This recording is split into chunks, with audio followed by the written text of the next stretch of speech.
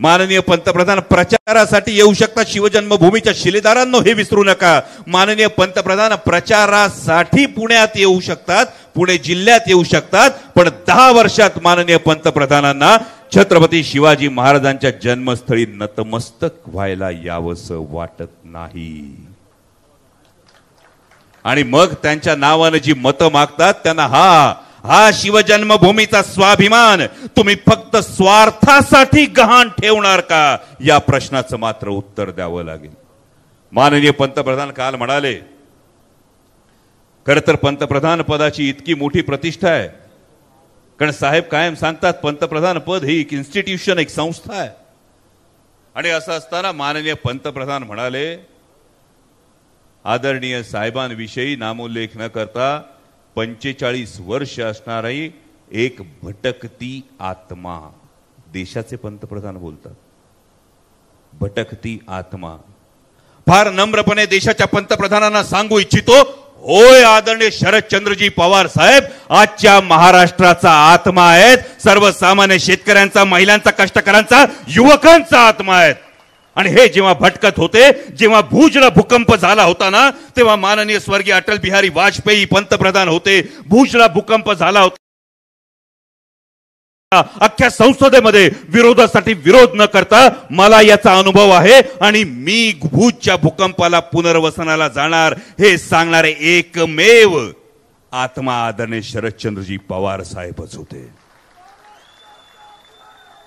आज तुम्ही येऊन आरोप करता, जेव्हा कांद्याच्या माळा घालून तुम्ही संसदेमध्ये आंदोलन करत होतात ना, आणि आमच्या कांदा उत्पादक शेतकऱ्याच्या ताटात माती कालवा सांगत होतात, तेव्हा काही झालं तरी माझ्या कांदा उत्पादक शेतकऱ्याची निर्यात बंद करणार नाही, माझ्या कांदा उत्पादक शेतकऱ्याच्या ताटात माती कालवणार नाही, हे ठामपणे सांगणारी आत्मा आदरणीय शरदचंद्रजी पवार साहेबच होते।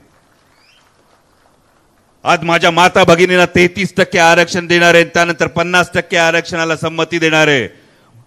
संरक्षण खात्यामध्ये माझ्या माता भगिनींना 11% आरक्षण देणार आहे, आदरणीय शरदचंद्रजी पवार साहेबच होते। मंडल आयोगाच्या शिफारसी लागू करणारे, त्यासाठी पुढाकार घेणारं पहिलं राज्य असणारा आत्मा आदरणीय शरदचंद्रजी पवार साहेबच होते। अरे हो, हा आत्मा भटकतो, हा आत्मा भटकतो, शेतकऱ्याच्या बांधावर भटकतो, हा आत्मा भटकतो, तो प्रत्येक युवकाला भवितव्य देण्यासाठी भटकतो। आणि याला आम्ही पवित्र मानतो। पक्ष फोडून, चिन्ह फोडून, दबाव टाकून स्वार्थासाठी सरपटायला जे लावतात त्यांना पाशवी म्हणतात, त्यांना राक्षसी म्हणतात। आपण विचार करा, एवढ्या मोठ्या पदावर आपण आहात, फार नम्रपणे एवढंच सांगतो की होय आमचा आत्मा आहे आणि या आत्म्याला आम्ही जपतो आणि कायम जपणार आहोत। पण माझ्या भावांना एवढंच सांगतोय, 7 तारखेला काही भागातल्या निवडणुका होतील, आतापासून अनेकांना दबावाचे फोन यायला सुरुवात झालीये, बरोबर ना? झाली ना?